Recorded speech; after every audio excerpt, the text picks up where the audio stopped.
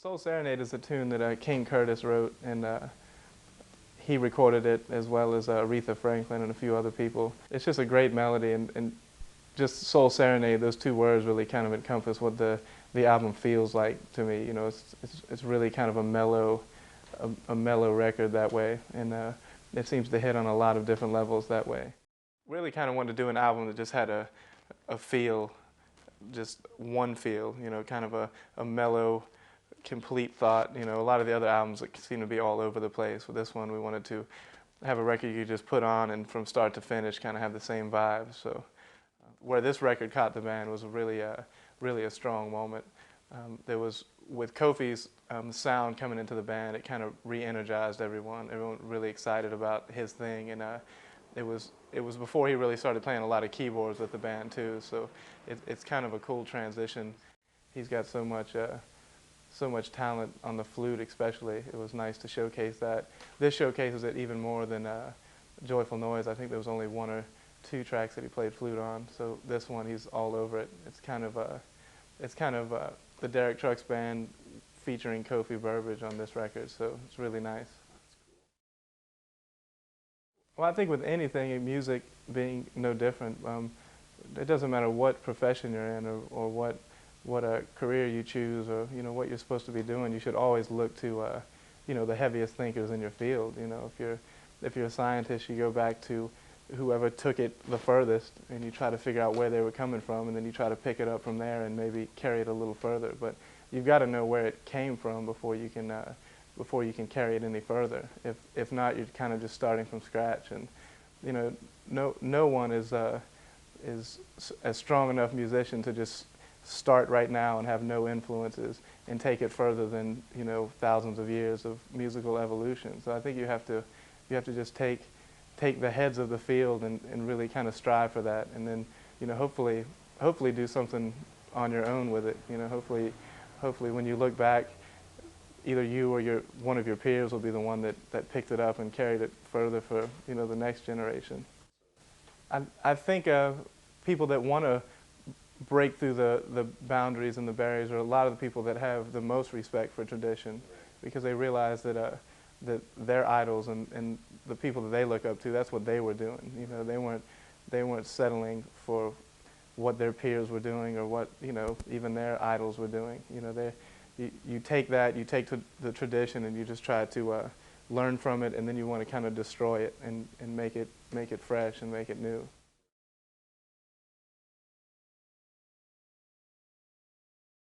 I think listening and reading about and studying the whole take on Indian classical music is really helpful in the fact that you realize that these people take it much more seriously than most of the musicians on the planet. You realize that they don't take what they do lightly, and you know, they spend years and years studying it and trying to perfect it, and they also realize that music is a very, very powerful thing if in the right hands, and it can also be a really dangerous thing in other hands.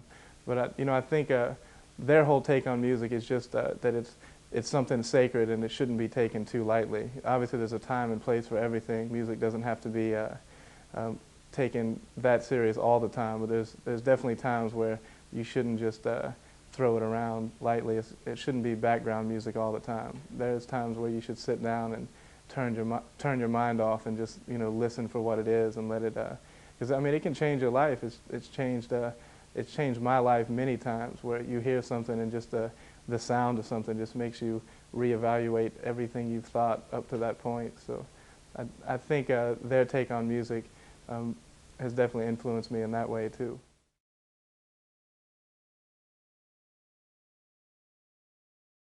To me, there's a huge difference between people that take music as being spiritual and then people that look at it as completely secular. You know, I think it doesn't have to be gospel music to be spiritual. It doesn't have to be Kawali. You know, I think a drummer like Jan Rico, who's coming from the church, anything that he really plays and is really into is going to be spiritual to him. You know, and you know, to me, that's what it's about. You know, that's what music is. That's what's so heavy about it. Is you can get through to so many different people that coming from so many different places. You can get to them on a spiritual level where you couldn't talking about things. You know, there's so many divisions, and music seems to cut through all of that, and so you can really reach people on that level. And so, you know, that's, to me, when it's really happening, that's what it's about. It should be, you know, music should be bigger than just explaining an emotion that you can explain in words. You know, it should be you should be dealing with things that you can't put into words.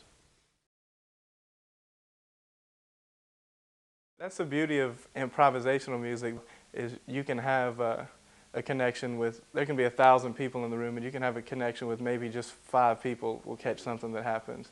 And it's kind of nice that not everyone catches everything all the time, you know. It's kind of nice that you can just connect with a handful of people in a large crowd of people, you know.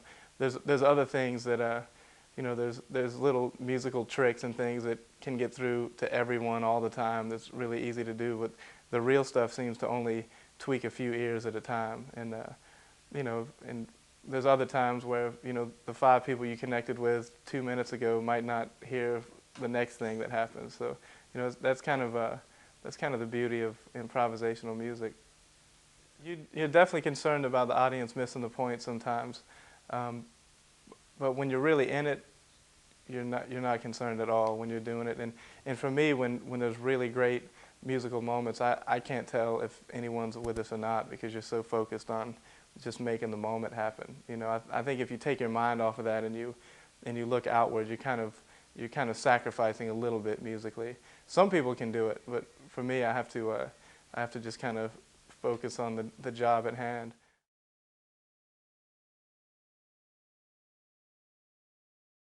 As far as music goes, it takes musical leaders and innovators, and somebody with enough nerve to kind of go outside of the norm. It's really difficult now with the way the music industry is set up, though, because you really have to go completely underground or pretty close to it, and just kind of hit the road and get people, not one at a time, but maybe 200 or 300 at a time. You know, you're not gonna be on network television playing real music most of the time. You know, a few people can squeak through, but that's not really the way it goes. So you just have to realize if that's what you're trying to do, it's going to be an uphill battle. But you know, once you get the bug, you're going to do it regardless. I think there's obviously 2 different worlds when you're talking about music. There's music that's art and living and growing, and it's going to be done no matter what the financial reward or all the other things that go with it. And then there's music that is made basically only for those reasons, only for you know, career and financial gain and ego-driven music. But I think there is a big gray area in the middle where there's people that seem to be able to get across on both levels, which kind of clouds it. But I think with a band like this, we try to stay very left of center as far as that goes. You know, we try to stay outside of the mainstream, you know, 90% of the time, realizing that if you want to keep a band on the road for 300 days a year, you have to get through to a certain amount of people. You can't alienate everyone. You know, you can't go so outside that no one can hear it. So, you know, music, it has to get through to people for it to be relevant too. You know, you want people to be moved, and you want to get across to somebody. You want somebody to hear what you're doing, because if not, you don't need to be touring and playing it. You could just be doing it at home. So, you know, there is a fine line that you don't want to cross, but you don't want to bring everything down to a certain level to get across to everyone. So I think with a band like this, it's we're constantly trying to see that line and kind of stay slightly left of it, because you know the point of this band isn't to get through to everyone, but we do want to get through to the people that want to hear it.